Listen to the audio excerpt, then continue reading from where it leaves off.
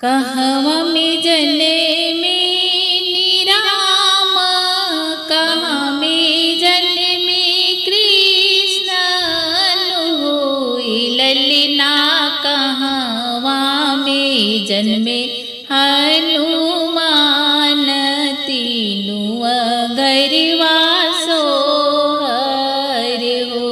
ललना कहवा में जन्मे हनुमान, तीनों गरवा सोहर हो। अयोध्या में जन्मे राम, मथुरा में कृष्ण जन्म होई। ललना पर्वत पर जन्मे हनुमान, तीनों गरवा सोहर हो। ललना पर्वत पर जन्मे हनुमान, तीनों गरवा सोहर हो।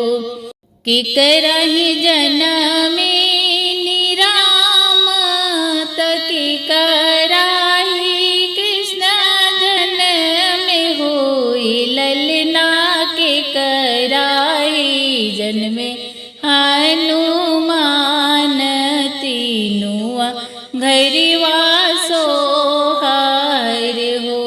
ललना के कराहि जन्मे हनुमान, तीनों गरवा सोहर हो।